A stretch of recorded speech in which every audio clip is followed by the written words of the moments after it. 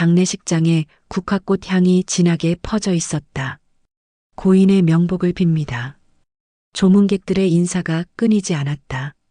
3일장을 치르는 동안 수많은 사람들이 다녀갔다. 평생 성실하게 살아온 김수철 회장의 마지막 길이었다. 빈소 앞에는 3명의 아들이 상복을 입고 앉아 있었다. 장남 김민호는 52살이었다. 대기업 임원으로 일하며 사회적으로도 성공한 편이었다. 단정한 외모에 차분한 성격으로 주변에서 인정받는 인물이었다. 차남 김민수는 50살로 의사였다. 자신의 병원을 운영하며 지역에서 명망 있는 의사로 통했다. 형보다는 활발하고 사교적인 성격이었다. 막내 김민주는 48살이었다. 교수로 재직 중이며 세 형제 중 가장 온화하고 학자적인 기질을 가지고 있었다. 세 형제 모두 나름대로 성공한 삶을 살고 있었고 주변에서는 성공한 집안의 아들들로 불렸다. 하지만 지금은 그런 것들이 중요하지 않았다. 아버지를 잃은 슬픔 앞에서는 모두 똑같은 아들일 뿐이었다. 형님, 이제 마지막 순서만 남았네요. 막내 민준이 장남 민호에게 말했다. 응, 유언장 낭독이지. 민호가 고개를 끄덕였다. 아버지가 뭐라고 써놓으셨을까? 차남 민수가 궁금해했다. 별거 있겠어? 우리 셋이서 공평하게 나누라고 하셨을 거야. 민호가 담담하게 말했다. 사실 세 형제는 아버지의 재산에 대해 크게 신경 쓰지 않았다. 각자 경제적으로 어려운 상황도 아니었고 아버지도 평생 공평하게 자식들을 대해왔기 때문이었다. 변호사님이 오셨습니다. 장례식장 직원이 알려왔다.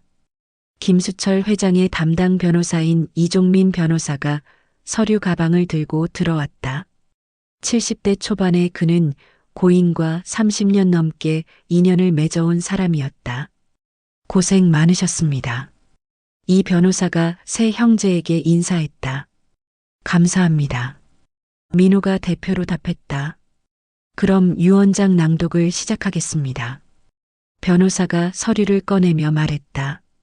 빈소에 있던 가족들과 가까운 친척들이 모여들었다.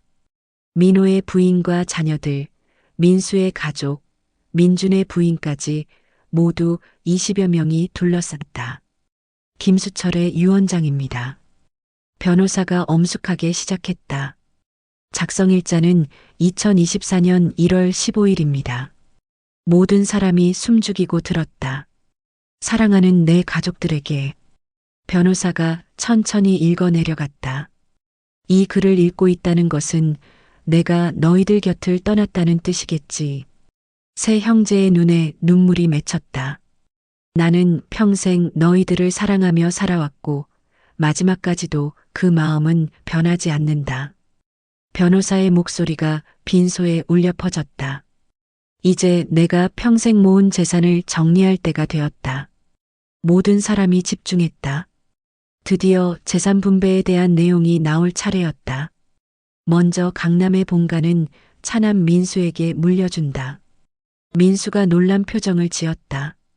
집은 보통 장남이 물려받는다고 생각했기 때문이었다.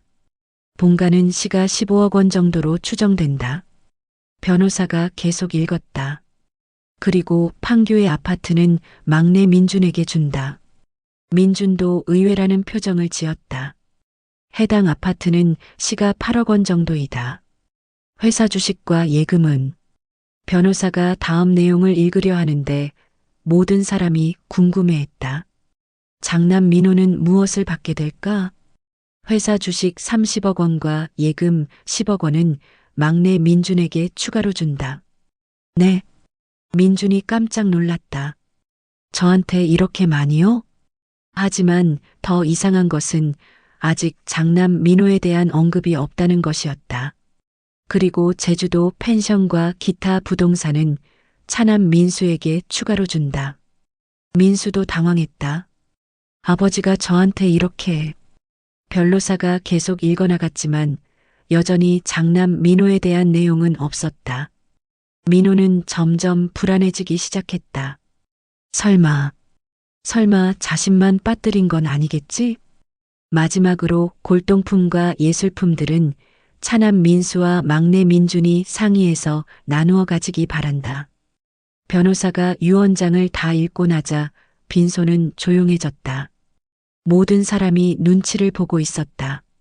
장남인 민호에 대한 언급이 전혀 없었던 것이다. 잠깐요. 민호가 떨리는 목소리로 말했다. 혹시 제 이름은 없나요? 변호사가 유언장을 다시 들여다봤다. 아니요. 여기까지입니다. 그럼 저는 민호가 말을 잇지 못했다. 주변 사람들도 웅성거리기 시작했다. 어떻게 장남을 빼놓을 수가 있지? 뭔가 실수가 있는 건 아닐까? 민호의 부인 최정희가 남편 옆으로 다가왔다. 변호사님, 다시 한번 확인해 주시겠어요? 네, 다시 확인해 보겠습니다. 변호사가 서류를 자세히 살펴봤다. 맞습니다. 장남 민호님에 대한 언급은 없습니다. 변호사의 확답에 빈소가 술렁거렸다. 이상하네. 민수가 중얼거렸다. 아버지가 형을 그냥 빼놓으실 리가 없는데. 민준도 의아해했다. 민호는 충격을 받은 상태였다. 아버지가 자신을 완전히 배제한 것이었다. 평생 장남으로서 가족을 이끌어왔다고 생각했는데 아버지가 날 왜 빼신 거야? 민호가 목소리를 높였다. 내가 뭘 잘못했다고. 민호의 목소리가 빈소에 울려 퍼졌다. 형? 민준이 형을 달래려 했다. 아니야. 이건 말이 안 돼. 민호가 흥분했다. 내가 평생 장남으로서 책임을 다했는데 왜 이런 식으로. 민호의 부인도 당황했다. 변호사님, 정말 다른 서류는 없나요? 잠깐만요. 변호사가 가방을 다시 뒤져봤다. 아, 여기 봉투가 하나 더 있네요. 변호사가 봉투 하나를 꺼냈다. 모든 사람의 시선이 그 봉투로 집중됐다. 이것도 고인께서 맡기신 겁니다. 뭐가 들어있나요? 민수가 급하게 물었다. 편지인 것 같은데. 변호사가 봉투를 들여다봤다. 겉면에 장남 민호에게라고 쓰여 있습니다. 저한테요? 민호가 놀랐다. 네. 이 편지를 읽고 나면 이유를 아실 수 있을 것 같습니다. 변호사가 봉투를 민호에게 건넸다. 민호는 떨리는 손으로 봉투를 받았다. 지금 읽어볼까요? 민수가 물었다. 네. 민호가 봉투를 열었다. 안에는 아버지의 친필 편지가 들어 있었다. 민호가 편지를 펼치자 아버지의 글씨가 보였다. 읽어보세요. 주변 사람들이 재촉했다. 민호가 떨리는 목소리로 읽기 시작했다. 민호야. 민호의 목소리가 떨렸다. 이 편지를 읽고 있다는 것은 너도 내가 유언장에서 너를 빼놓은 것을 알았다는 뜻이겠지. 모든 사람이 숨죽이고 들었다. 아마 너는 억울하고 화가 날 것이다. 민호의 눈에 눈물이 맺혔다. 하지만 나는 이유가 있어서 그렇게 한 것이다. 무슨 이유죠? 민호가 중얼거렸다. 편지를 계속 읽어보자. 너는 내 아들이지만 동시에 가장 실망스러운 아들이기도 했다. 뭐? 민호가 놀랐다. 주변 사람들도 웅성거렸다. 실망스럽다고? 민수가 의아해했다. 형이 뭘 잘못했다고. 민준도 이해할 수 없었다. 민호가 계속 읽었다. 너는 장남이라는 이유로 많은 것을 받으며 자랐다. 맞아. 민호가 고개를 끄덕였다. 하지만 정작 가족이 어려울 때는 책임을 지지 않았다. 민호의 표정이 굳어졌다. 무슨 말씀이신지. 너는 가족보다 자신만 생각했다. 편지의 내용이 점점 충격적으로 변해갔다. 특히 내가 30살 때 한 일을 나는 잊을 수 없다. 민호가 갑자기 얼굴이 창백해졌다. 30살 때? 민수가 궁금해했다. 형이 30살 때 무슨 일이 있었어? 민준도 모르겠다는 표정이었다. 민호는 편지를 읽다가 멈췄다. 갑자기 그때의 기억이 떠올랐기 때문이었다. 형, 왜 안 읽어? 민수가 재촉했다. 계속 읽어봐. 민준도 궁금해했다. 민호는 떨리는 손으로 편지를 계속 읽었다. 그때 우리 가족이 가장 어려웠던 시기였다. 어려웠다고? 민수가 의외라는 표정을 지었다. 우리가 언제 어려웠어? 민준도 기억나지 않는다는 표정이었다. 하지만 민호는 알고 있었다.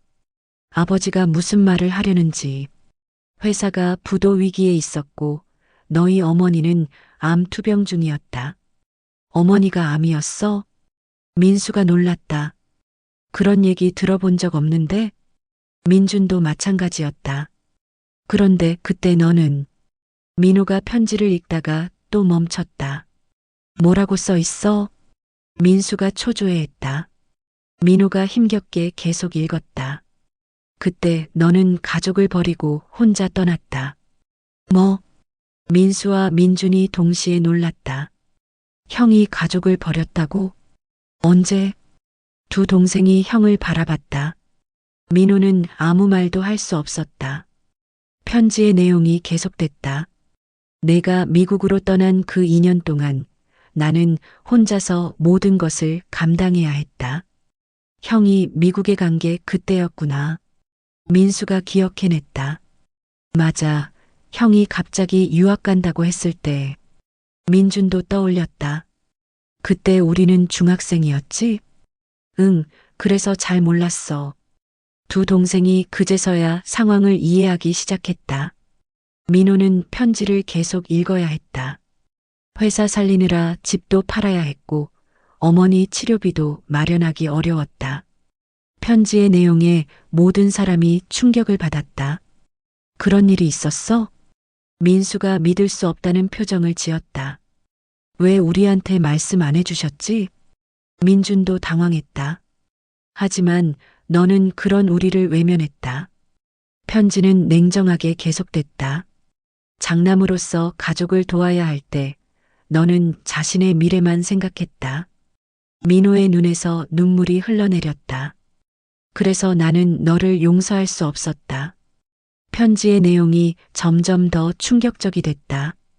비록 내가 나중에 성공했지만 나는 내가 한 일을 잊을 수 없다. 주변 사람들은 모두 민호를 바라봤다. 정말 그런 일이 있었어요? 민호의 부인 정희가 남편에게 물었다. 민호는 아무 대답도 할 수 없었다. 편지를 끝까지 읽어야 했다. 그래서 나는 내 재산을 너에게 물려줄 수 없다. 아버지, 민호가 흐느꼈다. 하지만, 편지에 하지만이라는 말이 나오자 모든 사람이 집중했다. 만약 내가 진심으로 후회하고 있다면, 민호가 편지를 읽다가 갑자기 멈췄다. 왜 안 읽어? 민수가 물었다. 민호가 편지를 다시 들여다봤다. 그런데 편지가 여기서 끝이었다. 뒤에 더 없어? 민준이 물었다. 없어. 여기서 끝이야. 민호가 당황했다. 그럼 만약 내가 진심으로 후회하고 있다면 뒤에 뭐라고 써 있는 거야? 민수가 급했다. 정말 없어? 민준도 확인했다. 변호사가 다시 봉투를 확인해 봤다. 다른 편지가 더 있나요? 민호가 물었다. 아니요. 이게 다입니다. 변호사의 답에 모든 사람이 당황했다. 그럼 아버지가 진짜 하고 싶은 말이 뭐야? 민수가 답답해했다. 미완성인가? 민준도 의아해했다. 그때 변호사가 봉투를 다시 자세히 살펴봤다. 아, 잠깐만요. 변호사가 봉투 안쪽을 들여다봤다. 여기 작은 쪽지가 하나 더 있네요. 쪽지요? 민호가 급하게 물었다. 변호사가 작은 쪽지를 꺼냈다. 뭐라고 써 있어요? 민수가 재촉했다. 변호사가 쪽지를 읽어봤다. 그 이유는 다른 봉투에 적혀 있습니다. 변호사의 말에 모든 사람이 놀랐다. 다른 봉투요? 민호가 되물었다. 네. 아직 다른 봉투가 더 있다는 뜻인 것 같은데. 변호사가 가방을 다시 뒤져봤다. 있습니다. 변호사가 또 다른 봉투를 꺼냈다. 모든 사람의 시선이 그 봉투에 집중됐다. 아버지는 도대체 무엇을 말하려고 했던 것일까? 변호사가 두 번째 봉투를 꺼내자 빈소의 모든 사람이 숨을 죽였다. 이 봉투에는 뭐라고 써 있나요? 민수가 급하게 물었다. 진실이라고 써 있습니다. 변호사의 답에 모든 사람이 긴장했다. 진실이요? 민준이 되물었다. 민호는 이미 예감하고 있었다. 아버지가 그 일에 대해 모든 것을 알고 계셨다는 것을. 열어보겠습니다. 변호사가 봉투를 열었다. 안에는 두꺼운 편지가 들어 있었다. 이것도 고인의 친필입니다. 변호사가 편지를 확인했다. 읽어주세요. 민수가 재촉했다. 아니요. 민호가 갑자기 말했다. 제가 읽을게요. 민호가 편지를 받아들었다. 떨리는 손이었지만 자신이 직접 읽어야 한다고 생각했다. 형? 민준이 걱정스럽게 바라봤다. 민호는 깊게 숨을 들이마신 후 편지를 펼쳤다. 민호야, 이제 진실을 말할 때가 되었다. 민호의 목소리가 빈소에 울려 퍼졌다. 1994년 내가 30살 되던 해봄의 일을 너는 기억하고 있느냐? 민호의 목소리가 떨렸다. 그는 그날을 생생히 기억하고 있었다. 그때 우리 집은 정말 어려웠다. 편지의 내용이 구체적으로 시작됐다. 회사가 부도 직전이었고 내 어머니는 위암 3기 판정을 받았다. 어머니가 위암이었다고? 민수가 충격을 받았다. 왜 우리한테 말씀 안 해주셨지? 민준도 당황했다. 민호가 계속 읽었다. 하지만 우리는 너희들에게 걱정을 끼치고 싶지 않았다. 그래서 비밀로 하신 거구나. 민수가 이해했다. 그때 나는 회사를 살리기 위해 집까지 담보로 잡혔다. 편지의 내용이 점점 더 충격적이 됐다. 그리고 내 어머니 수술비를 마련하기 위해 친구들에게 돈까지 빌렸다.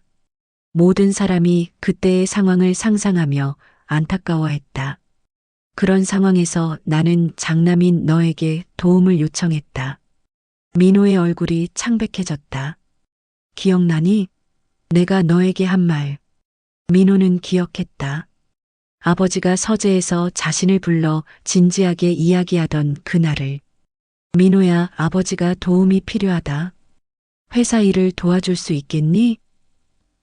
편지 속에서 아버지의 목소리가 들리는 것 같았다. 그때 너는 뭐라고 답했는지 기억하느냐? 민호가 입술을 깨물었다. 아버지, 저는 제 길이 있어요. 미국에서 MBA를 해야 해요. 편지가 그때의 대화를 재현했다. 나는 너에게 간절히 부탁했다. 지금은 가족이 더 중요하다. 학업은 나중에 해도 되지 않겠니? 아버지의 간청이 편지를 통해 전해졌다. 하지만 너는 고개를 저었다. 아버지, 지금이 기회예요. 이 기회를 놓치면 다시는 없어요. 민호의 목소리가 점점 작아졌다. 주변 사람들이 민호를 바라봤다. 그의 부인 정희도 충격을 받은 표정이었다. 그래서 나는 다시 한번 부탁했다. 편지가 계속됐다. 그럼 돈만이라도 도와줄 수 있겠니? 어머니 수술비가 부족하다. 그때 너는 뭐라고 답했는지 기억하느냐? 민호가 편지를 읽다가 멈췄다. 왜 안 읽어? 민수가 재촉했다. 민호는 그때 자신이 한 말을 기억하고 있었다. 차마 입 밖으로 내기가 어려웠다. 형, 괜찮아.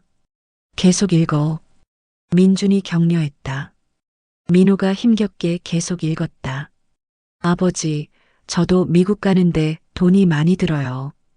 죄송하지만 도와드릴 수 없어요. 뭐?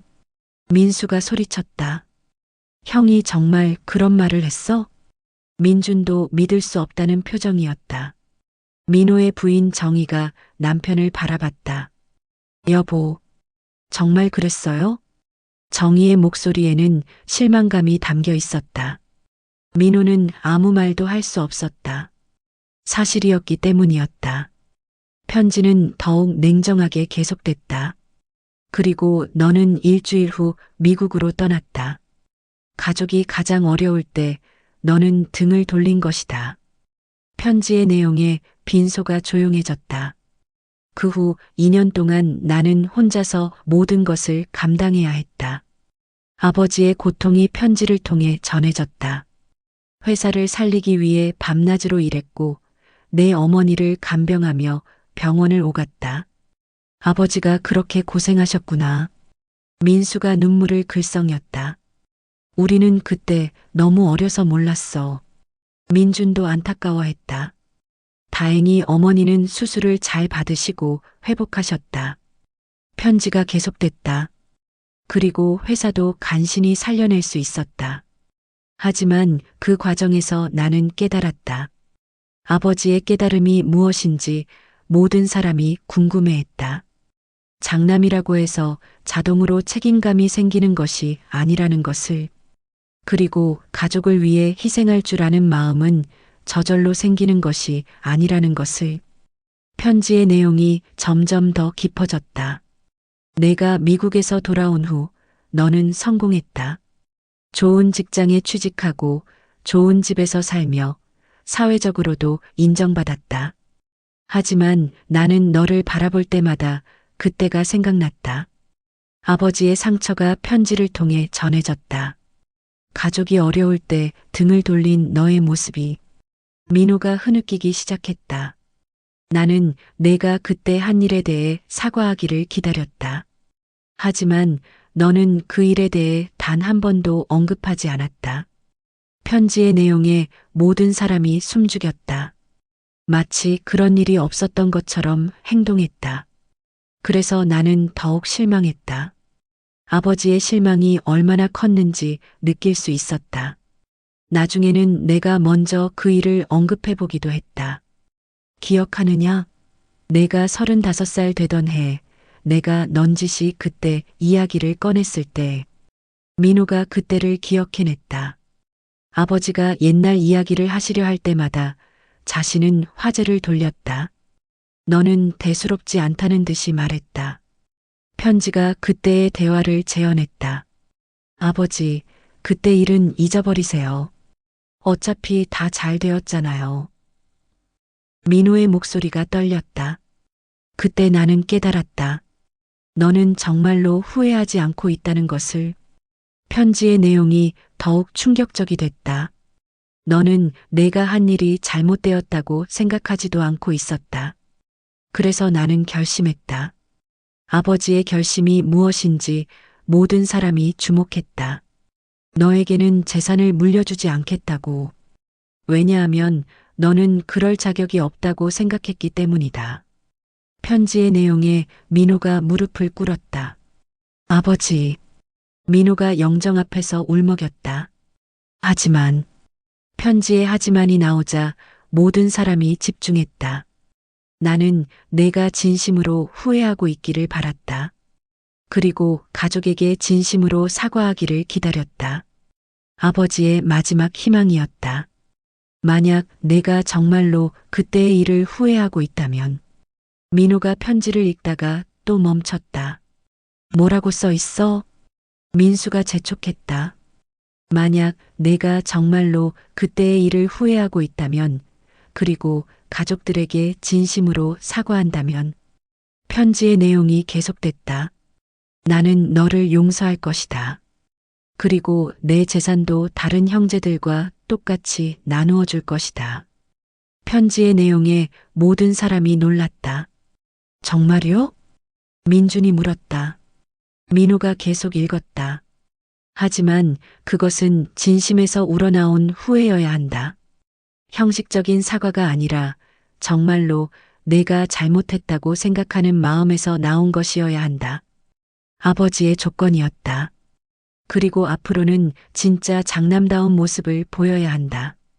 가족이 어려울 때 도망가는 것이 아니라 앞장서서 가족을 지키는 사람이 되어야 한다. 편지가 마지막 부분에 도달했다. 만약 너에게 그런 마음이 있다면 내 무덤 앞에서 진심으로 사과하거라. 그러면 나는 너를 내 아들로 다시 받아들일 것이다. 편지가 끝났다. 민호는 편지를 다 읽고 나서 영정 앞에 완전히 무릎을 꿇었다. 아버지, 미안합니다. 민호가 흐느끼며 사과했다. 정말, 정말 죄송합니다. 민호의 목소리가 빈소에 울려 퍼졌다. 저는 그때 민호가 말을 잇지 못하고 울었다. 민수와 민준도 형의 모습을 보며 마음이 아팠다. 형?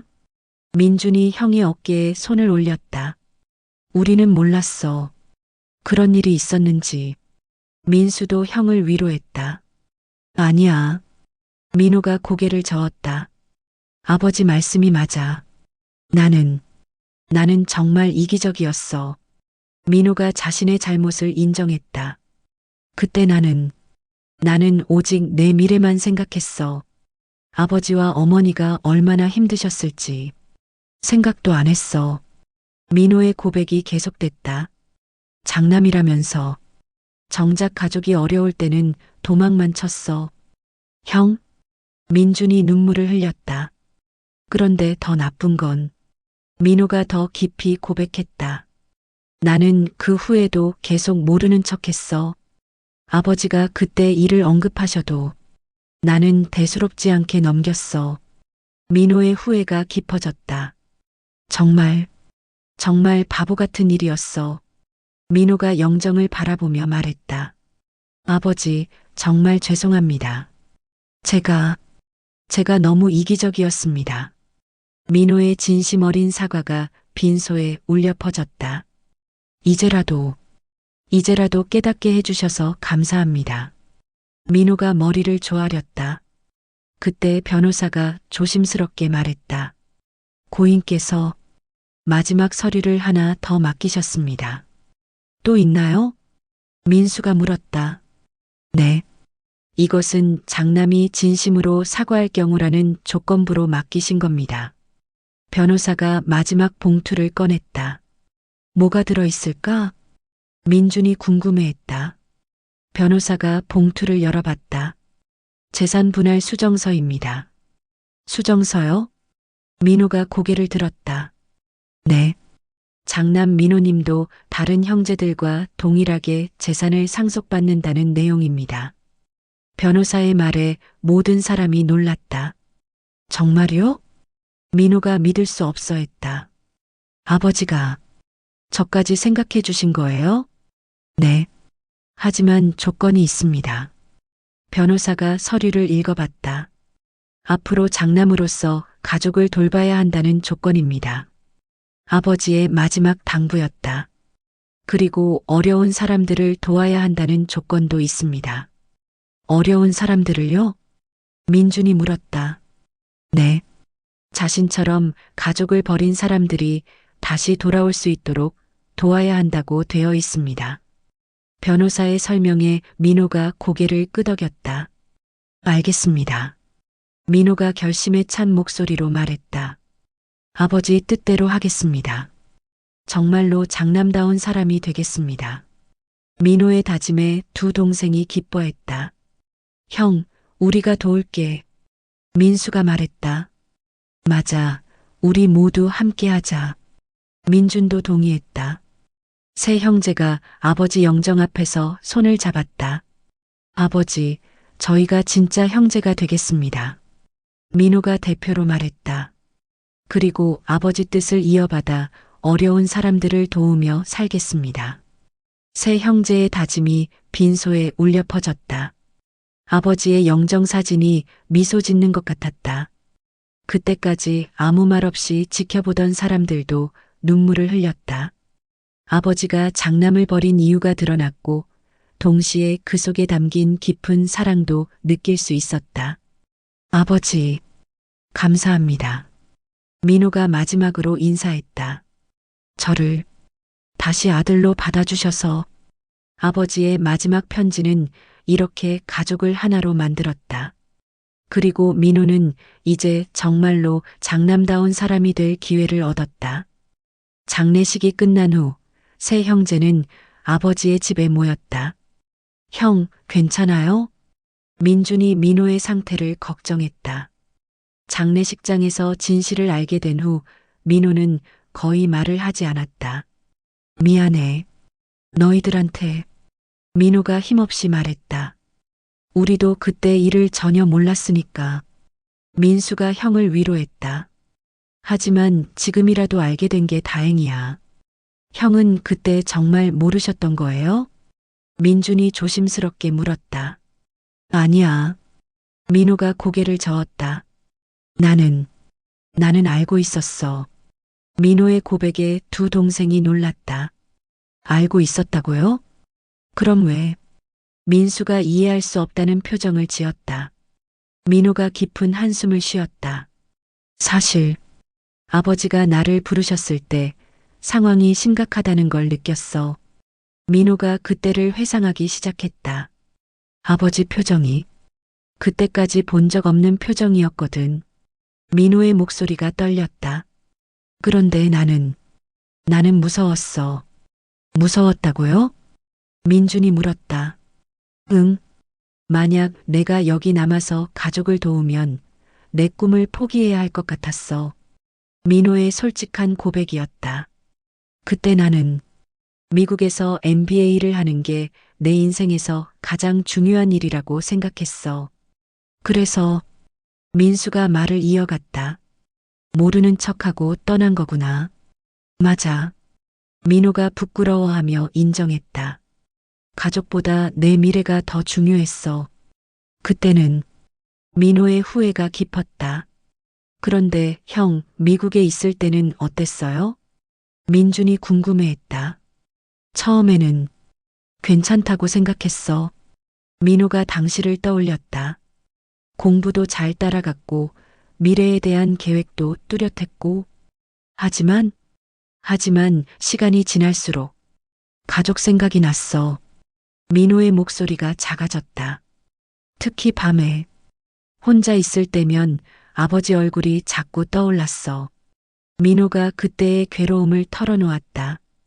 아버지가 나를 부르시던 그 표정, 지금도 선명해. 그럼 연락은 안 하셨어요? 민수가 물었다. 못했어. 민호가 고개를 저었다. 어떻게 연락하겠어? 가족이 어려울 때 도망친 놈이. 민호의 자책이 깊었다. 그래서 그냥 아무것도 모르는 척하기로 했어. 그게 더 편했으니까. 민호의 고백을 들은 두 동생은 복잡한 심정이었다. 하지만 형, 그때 우리는 정말 몰랐어요. 민준이 말했다. 아버지와 어머니가 그렇게 어려우셨다는 걸. 나도 전혀 몰랐어. 민수도 동조했다. 중학생이었으니까 당연히 모르겠지. 민호가 동생들을 이해했다. 그런데 말이야. 민수가 조심스럽게 말을 꺼냈다. 그때 정확히 어떤 일이 있었던 거야? 민수가 구체적인 상황을 궁금해했다. 아버지 편지에서는 대략적인 내용만 나왔잖아. 민준도 궁금했다. 민호가 잠시 망설이다가 입을 열었다. 그때 어머니가 갑자기 쓰러지셨어. 민호가 그때를 자세히 회상했다. 병원에 가보니까 위암이라고 하더라고. 위암. 민준이 충격을 받았다. 그것도 3기였어. 수술을 빨리 해야 한다고 했지. 민호의 설명이 계속됐다. 그런데 마침 그때 회사도 어려워졌어. 무슨 일이 있었어? 민수가 물었다. IMF 때 거래처가 몇 곳 도산했거든. 그래서 우리 회사도 연쇄부도 위기에 놓였어. 민호가 당시 상황을 설명했다. 아버지는 밤낮으로 뛰어다니시며 회사를 살리려고 하셨고, 어머니는 수술을 기다리고 계셨고, 민준이 상황을 정리했다. 그렇지. 정말 최악의 상황이었어. 민호가 고개를 끄덕였다. 그때 아버지가 나를 부르신 거야. 민호가 그때의 대화를 더 자세히 들려줬다. 아버지가 서재에 앉아 계셨는데 정말 많이 늙어 보이셨어. 민호의 기억이 생생했다. 그리고 나를 보시더니 민호야, 아버지가 도움이 필요하다라고 하시더라고. 그때 아버지 목소리가 어땠어? 민준이 물었다. 떨리고 있었어. 평생 처음 보는 아버지 모습이었지. 민호가 그때의 충격을 떠올렸다. 그래서 더 무서웠던 것 같아. 무서웠다고? 응. 아버지가 그렇게 약해 보이시니까 나도 불안했어. 민호의 솔직한 심정이었다. 만약 내가 여기 남으면 나도 아버지처럼 될 것 같았어. 민호의 두려움이 드러났다. 그래서 도망친 거구나. 민수가 이해했다. 맞아. 나는 겁쟁이였어. 민호가 자신을 질책했다. 그런데 형, 미국에서 돌아온 후에는 어땠어요? 민준이 궁금해했다. 돌아와서 보니까 모든 게 정리되어 있더라고. 민호가 당시를 회상했다. 어머니는 건강해지셨고 회사도 안정됐고 그때 어떤 기분이었어요? 안도했지. 그리고 동시에 죄책감도 들었고 민호의 복잡했던 심정이 드러났다. 하지만 이미 일어난 일이니까 그냥 모르는 척하기로 했어. 아버지는 뭐라고 하셨어요? 민수가 물었다. 별 말씀 안 하셨어. 그냥 고생했다고만 하시더라고. 민호가 기억해냈다. 하지만 아버지 눈빛이 예전과 달랐어. 어떻게 달랐는데? 실망. 그런 게 느껴졌어. 민호가 그때의 아버지 표정을 떠올렸다. 하지만 나는 그것도 못 본 척했어. 민호의 후회가 깊어졌다. 그리고 시간이 흐르면서 점점 그 일을 잊으려고 했어. 잊으려고요? 민준이 의외라는 표정을 지었다. 응, 생각하면 괴로우니까. 민호가 솔직하게 말했다. 그래서 아버지가 그때 일을 언급하실 때마다 화제를 돌렸어. 민호의 회피 행동이 드러났다. 아예 없었던 일처럼 만들고 싶었어. 그런데 아버지는 계속 기억하고 계셨구나. 민수가 안타까워했다. 30년 동안 민준도 아버지의 마음을 생각하니 가슴이 아팠다. 그래서 더 미안해. 민호가 눈물을 글썽였다. 나는 잊으려고 했는데 아버지는 평생 그 상처를 안고 사셨던 거야. 민호의 참회가 깊어졌다. 그런데 형, 민준이 조심스럽게 물었다. 정말 한 번도 사과하고 싶다는 생각 안 했어요? 민준의 질문에 민호가 잠시 침묵했다. 사과하고 싶었어. 민호가 힘겹게 인정했다. 특히 내가 결혼하고 아이를 낳고 나서 아버지 마음을 조금 알 것 같더라고. 민호가 아버지가 된 후의 마음을 털어놓았다. 내 아이가 나를 버리고 떠난다고 생각하니까 아버지가 얼마나 상처받으셨을지. 민호의 목소리가 떨렸다. 그럼 왜 사과 안 하셨어요? 민수가 물었다. 자존심, 그리고 두려움. 민호가 솔직하게 답했다. 이미 너무 시간이 많이 흘렀으니까. 지금 와서 사과하면 오히려 이상할 것 같았어. 민호의 변명이었다. 그리고 아버지가 나를 용서 안 해주실까봐 무서웠어. 민호의 두려움이 드러났다. 바보 같은 생각이었지. 민호가 자책했다. 아버지는 계속 기다리고 계셨는데. 민호가 편지 내용을 떠올렸다. 내가 먼저 사과하기를. 그때 민수가 형의 어깨에 손을 올렸다. 형, 이제라도 알게 된 거잖아. 맞아요. 늦지 않았어요. 민준도 형을 위로했다. 아니야. 너무 늦었어. 민호가 고개를 저었다. 아버지가 살아계실 때 해야 할 일이었는데. 민호의 후회가 깊었다. 하지만 아버지가 기회를 주셨잖아요. 민준이 희망을 주려 했다. 조건부로라도 다시 받아주신다고 하셨잖아요.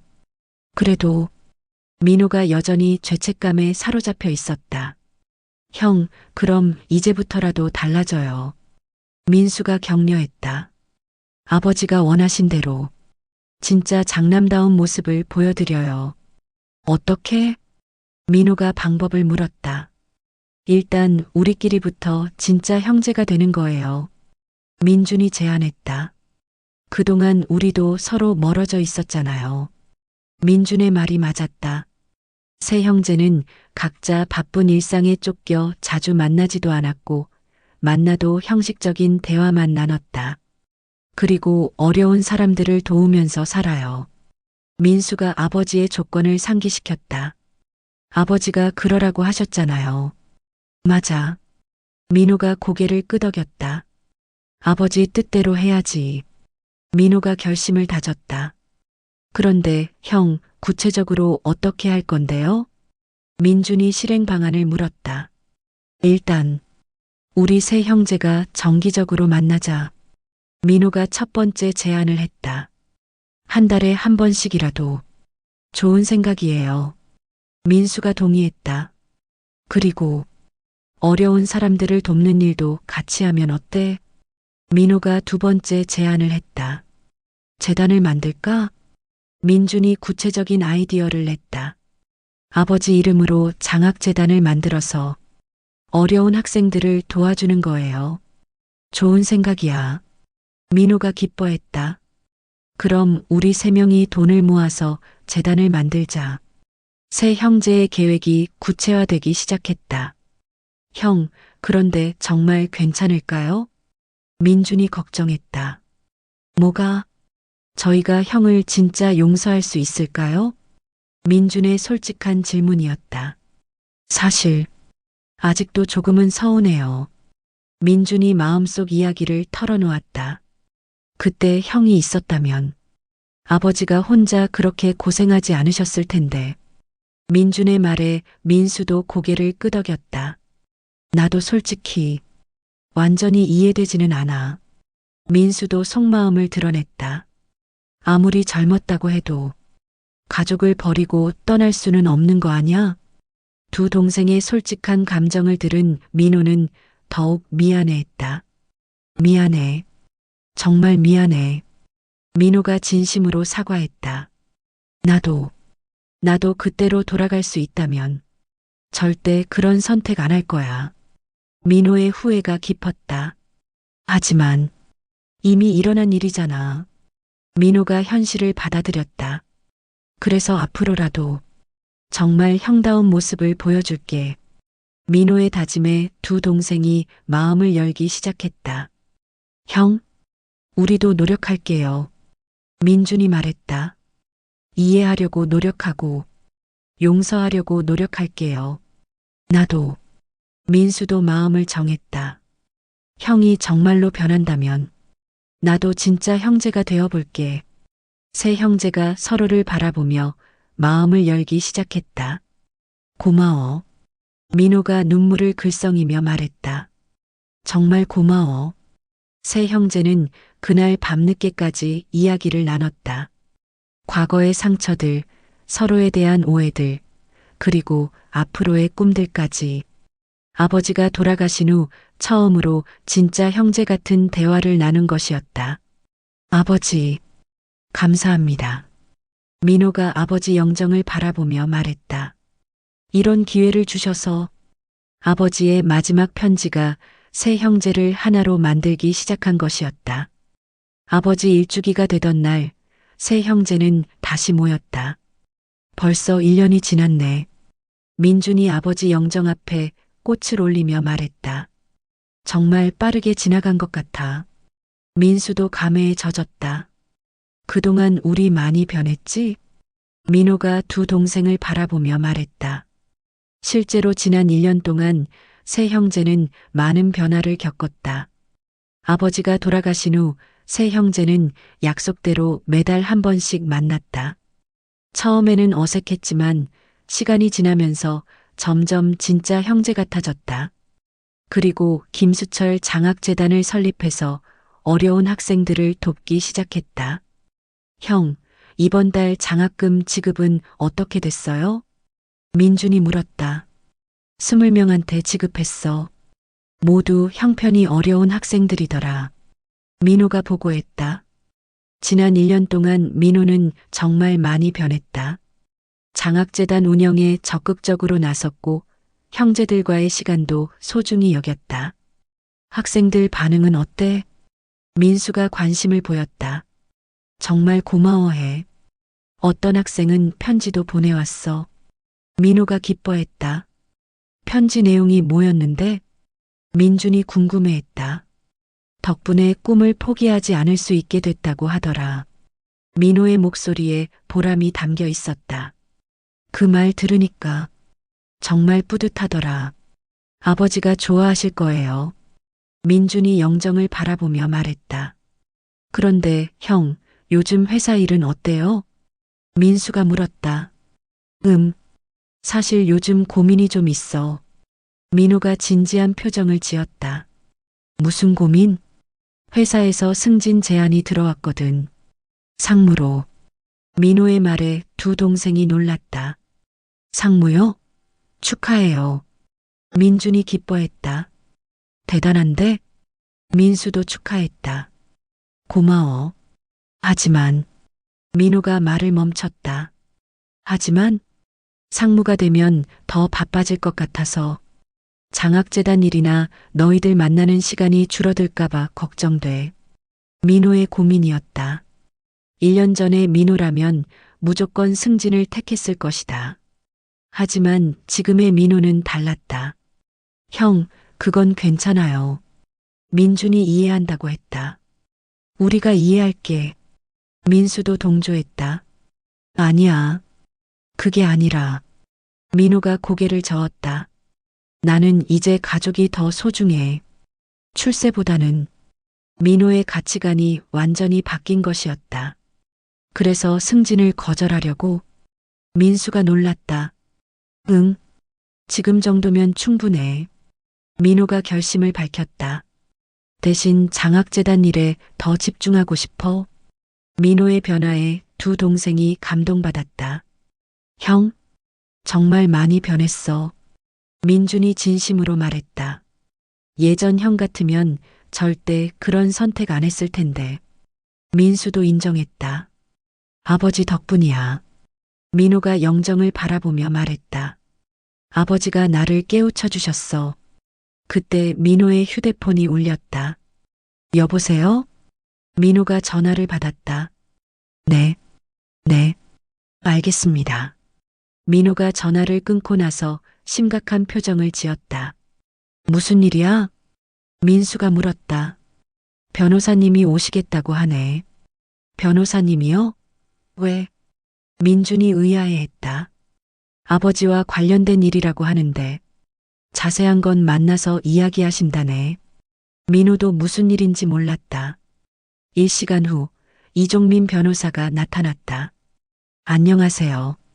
변호사가 새 형제에게 인사했다. 어떤 일로 오셨나요? 민호가 궁금해했다. 사실 고인께서 저에게 하나 더 맡기신 게 있습니다. 변호사가 조심스럽게 말했다. 또 있나요? 민수가 놀랐다. 네. 하지만 이건 조건이 있었어요. 변호사가 설명했다. 무슨 조건이요? 민준이 물었다.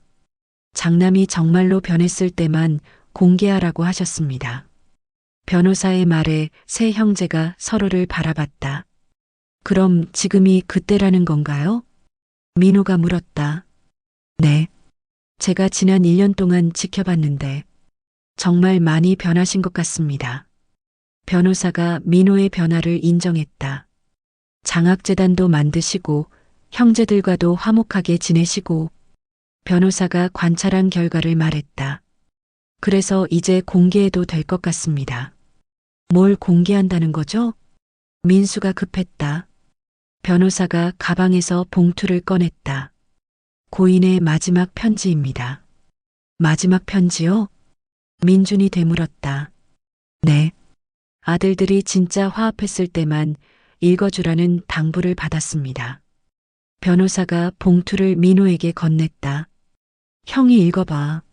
민수가 말했다. 응. 민호가 봉투를 열었다. 사랑하는 내 아들들에게. 민호가 편지를 읽기 시작했다. 이 편지를 읽고 있다는 것은 너희들이 진짜 형제가 되었다는 뜻이겠지. 편지의 첫 문장부터 뭔가 다른 느낌이었다. 먼저 민호에게 말하고 싶다. 편지가 장남에게 집중되기 시작했다. 너를 유언장에서 제외한 것은 정말 마음 아픈 일이었다. 아버지. 민호가 눈물을 글썽였다. 사실 나는 너를 미워한 적이 없다. 편지의 내용이 예상과 달랐다. 뭐? 민수가 놀랐다. 미워하지 않으셨다고? 민준도 의외라는 표정을 지었다. 민호가 계속 읽었다. 30년 전 내가 한 일을 나는 분명히 기억하고 있다. 그리고 상처도 받았다. 하지만 시간이 지나면서 나는 깨달았다. 아버지의 깨달음이 무엇인지 궁금했다.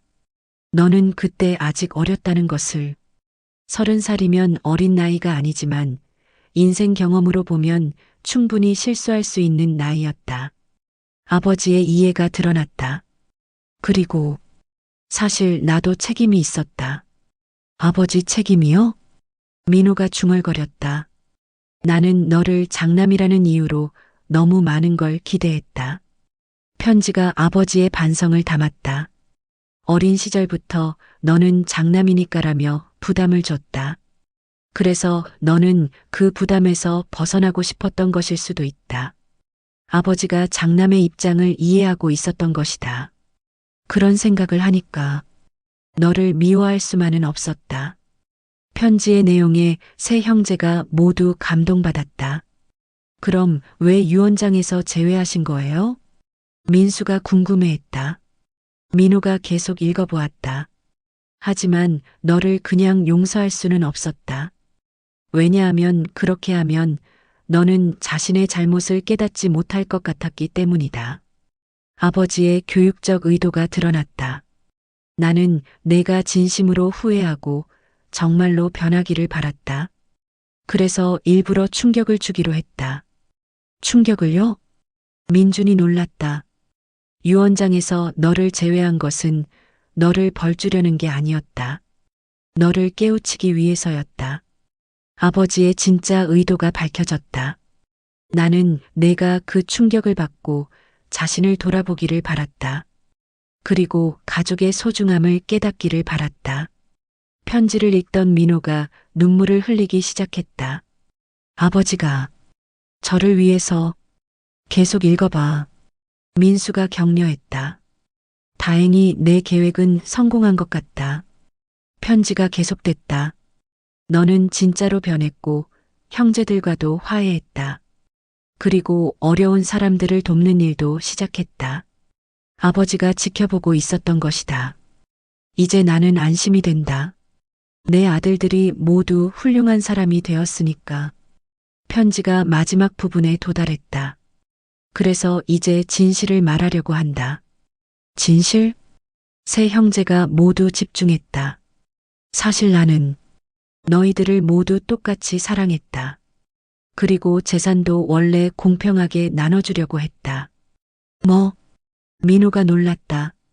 유언장의 내용은 가짜였다. 가짜요? 민수가 믿을 수 없어 했다. 진짜 유언장은 따로 있다. 변호사가 또 다른 서류를 꺼냈다. 이게 진짜 유언장입니다. 변호사가 서류를 펼쳤다. 모든 재산을 세 아들이 공평하게 상속받는다. 진짜 유언장의 내용이었다. 그럼 처음 유언장은 민준이 혼란스러워했다. 고인께서 일부러 만드신 가짜였습니다. 변호사가 설명했다. 장남을 깨우치기 위해서요. 아버지의 깊은 계획이 드러났다. 아버지, 민호가 흐느꼈다. 저를 위해서 이런 계획을. 민호가 편지를 끝까지 읽었다. 민호야, 이제 너는 진짜 장남이 되었다. 책임감도 있고 가족을 사랑할 줄도 알고 어려운 사람을 도울 줄도 아는 장남이. 그래서 나는 이제 마음 놓고 너에게 재산을 물려줄 수 있다. 하지만 기억해라. 재산보다 더 소중한 것은 가족이라는 것을. 그리고 너희 세 형제가 서로 사랑하며 사는 것이 나에게는 가장 큰 선물이라는 것을. 편지가 끝났다. 세 형제는 모두 눈물을 흘리고 있었다. 아버지, 감사합니다. 민호가 영정 앞에서 무릎을 꿇었다. 저를 이렇게 사랑해 주셔서. 민수와 민준도 형 옆에 무릎을 꿇었다. 아버지, 저희가 진짜 형제가 되었어요. 민준이 말했다. 앞으로도 계속 사랑하며 살겠습니다. 민수도 약속했다. 변호사가 조용히 자리를 떠났다. 세 형제는 아버지 영정 앞에서 한참 동안 울었다. 아버지의 사랑이 얼마나 깊었는지, 그리고 자신들이 얼마나 소중한 존재인지 깨달았기 때문이었다. 형들, 민호가 두 동생을 바라보며 말했다. 고마워. 나를 용서해줘서. 형, 이제 그런 말 하지 마요. 민준이 형의 손을 잡았다. 우리는 진짜 형제예요. 맞아. 이제 과거 일은 잊어버리자. 민수도 형을 위로했다. 아버지가 원하신 것도 그거잖아. 세 형제가 서로를 끌어안았다. 아버지의 마지막 계획이 완성되는 순간이었다. 아버지, 이제 정말 안심하세요. 민호가 영정을 바라보며 말했다. 저희가 진짜 가족이 되었어요. 아버지의 영정 사진이 미소 짓는 것 같았다. 그날 밤 세 형제는 오랫동안 이야기를 나눴다. 아버지의 사랑에 대해, 가족의 소중함에 대해, 그리고 앞으로의 계획에 대해. 아버지가 장남을 버린 진짜 이유는 결국 사랑이었다. 더 큰 사랑으로 아들을 깨우치고 싶었던 아버지의 마음이었다. 아버지 3주기가 되는 날, 세 형제는 김수철 장학재단 사무실에서 만났다. 지난 3년 동안 재단은 놀라울 정도로 성장했다. 200명이 넘는 학생들에게 장학금을 지급했고 여러 사회 공헌 사업도 진행하고 있었다. 형, 이번 분기 장학생 선발 결과 나왔어요. 민준이 서류를 들고 들어왔다. 몇 명이나 뽑혔어? 민호가 물었다. 50명이요. 모두 형편이 어려운 학생들이에요. 민준이 보고했다. 좋네. 아버지가 기뻐하실 거야. 민수도 만족스러워했다. 세 형제는 이제 완전히 달라진 모습이었다. 특히 민호는 3년 전과는 완전히 다른 사람이 되어 있었다. 그런데 형, 오늘 특별한 손님이 오신다고 했죠? 민준이 물었다. 응. 우리가 도운 학생 중에 의사가 된 친구가 있잖아. 그 친구가 감사 인사를 하러 온대. 민호가 설명했다. 아, 박지호 군 말이에요? 민수가 기억해냈다. 맞아. 그 친구가 드디어 의사 면허를 땄어. 민호가 기뻐했다. 박지호는 3년 전 김수철 장학재단의 첫 번째 장학생이었다. 아버지를 일찍 여의고 홀어머니와 함께 살며 의대를 다니고 있던 학생이었다. 그때 생각나네. 처음 그 친구를 만났을 때. 민준이 회상했다. 3년 전 장학재단을 막 시작했을 때였다. 박지호는 학비 때문에 휴학을 고려하고 있었다. 저희가 도움을 드릴 수 있을 것 같은데요. 그때 민호가 박지호에게 말했었다. 정말요? 하지만 저는 돈을 갚을 방법이. 박지호가 걱정했을 때 민호가 말했다. 갚지 마세요. 대신 나중에 의사가 되면 어려운 사람들을 도와주세요. 그때 박지호의 눈에 눈물이 맺혔었다. 고맙습니다. 정말 고맙습니다. 바로 그때 사무실 문이 열리며 한 젊은 남자가 들어왔다. 안녕하세요. 지호야. 민호가 반갑게 맞이했다. 박지호는 이제 의젓한 의사가 되어 있었다. 하얀 가운을 입고 있는 모습이 자랑스러웠다. 형님들, 정말 감사합니다. 박지호가 깊게 인사했다. 뭘 고마워해. 내가 열심히 한 거지. 민호가 겸손하게 말했다. 아니에요. 형님들 도움 없었으면 저는 꿈을 포기했을 거예요. 박지호가 진심으로 말했다. 그런데 지호야, 어느 병원에 취직했어? 민수가 궁금해했다. 아, 그게요. 박지호가 잠시 망설였다. 사실 대학병원에서 제안이 왔는데 거절했어요. 왜? 민준이 의외라는 표정을 지었다. 대신 무료 진료소를 열려고 해요. 박지호의 답에 세 형제가 놀랐다. 무료 진료소? 네. 형편이 어려워서 병원에 못 가는 분들을 위해서요. 박지호의 계획이었다. 형님들이 저를 도와주신 것처럼 저도 어려운 분들을 도와드리고 싶어요. 박지호의 말에 세 형제가 감동받았다. 지호야. 민호가 눈시울이 붉어졌다. 정말 대단하다. 하지만 자본금이 부족해서 걱정이에요. 박지호가 솔직하게 말했다. 얼마나 필요해? 민수가 물었다. 2억 정도면 작은 진료소는 차릴 수 있을 것 같아요. 박지호가 답했다. 세 형제가 서로를 바라봤다. 우리가 도와줄게. 민호가 즉시 말했다. 정말요? 박지호가 놀랐다. 당연하지.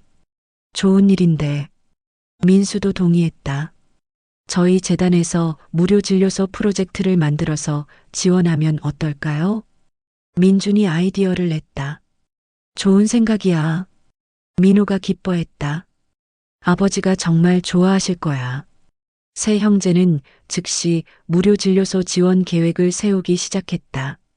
그런데 지호야, 부모님은 뭐라고 하셔? 민수가 물었다. 어머니가 처음에는 걱정하셨어요. 박지호가 답했다. 대학병원에 가면 돈도 많이 벌고 안정적인데 왜 그런 일을 하냐고. 그런데 제가 말씀드렸어요. 어머니, 저희가 어려울 때 도와주신 분들이 있었잖아요. 이제 제가 그런 사람이 되고 싶어요라고. 박지호의 말에 모든 사람이 감동받았다. 그랬더니 어머니가 눈물을 흘리시면서 그래, 내 마음대로 해라고 하시더라고요. 박지호의 이야기를 들으며 세 형제는 뿌듯함을 느꼈다. 우리가 한 일이 이렇게 좋은 결과로 나타나는구나. 민호가 감회에 젖었다. 바로 그때 민호의 휴대폰이 울렸다. 여보세요? 민호가 전화를 받았다. 네, 네. 정말요? 감사합니다. 민호가 전화를 끊고 나서 기뻐했다. 무슨 일이야?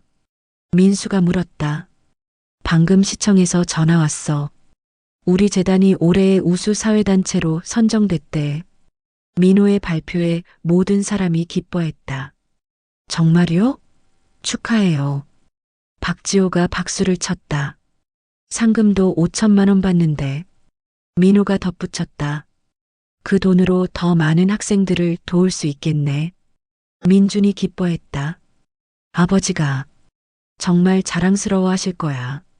민수도 감동했다. 그날 저녁 세 형제는 아버지 영정 앞에 모였다. 아버지, 오늘 좋은 소식이 있어요. 민호가 영정에 말했다. 저희 재단이 우수 사회단체로 선정됐어요. 민준이 덧붙였다. 그리고 지호가 무료 진료소를 열기로 했어요. 민수도 보고했다.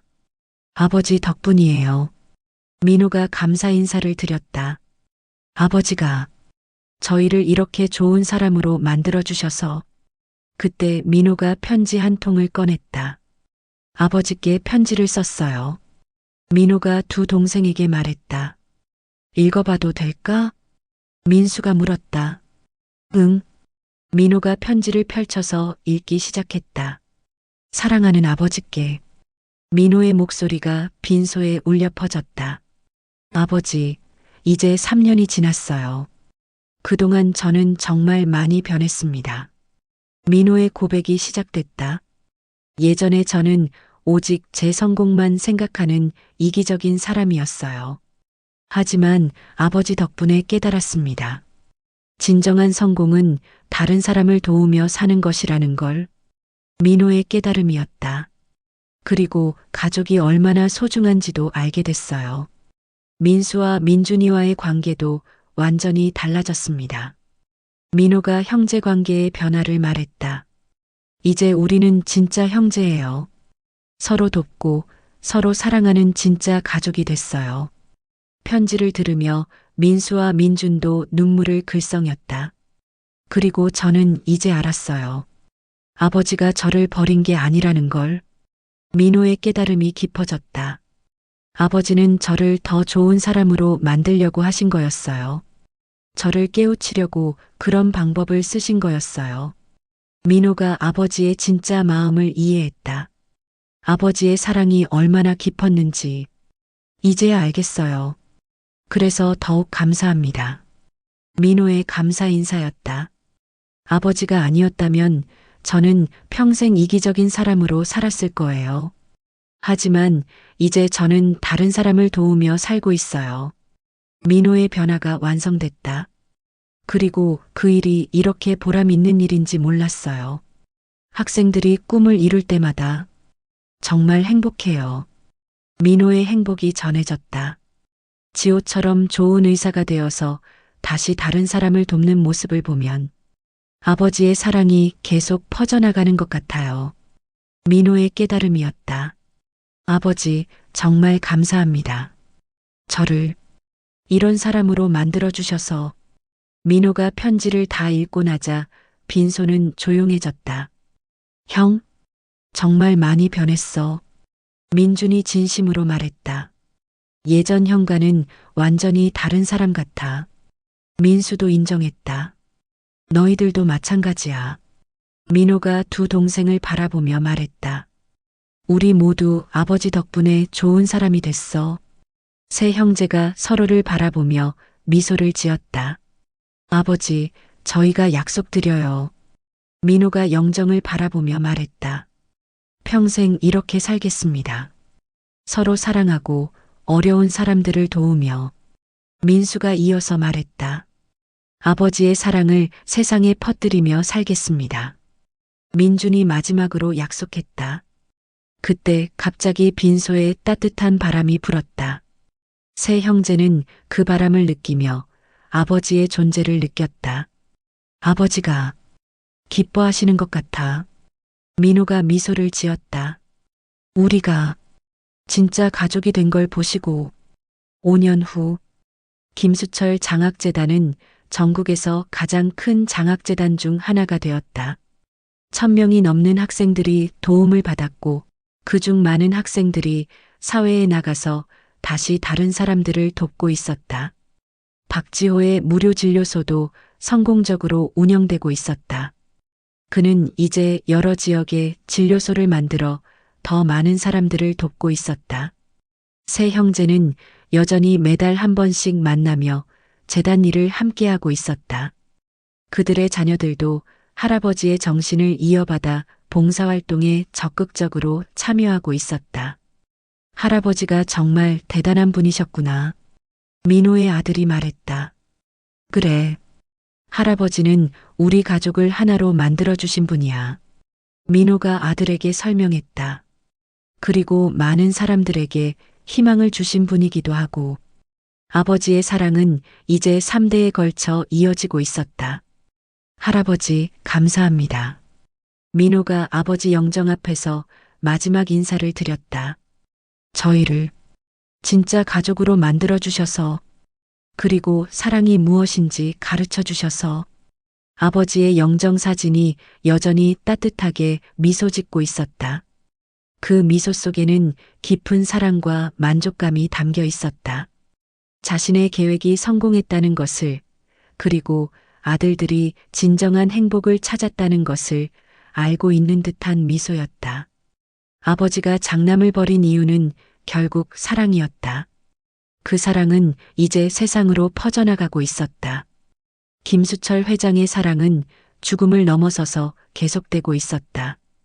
그의 아들들을 통해서, 그리고 그들이 도운 수많은 사람들을 통해서 사랑의 바통은 계속해서 이어지고 있었다. 그것이 아버지의 진짜 유산이었다.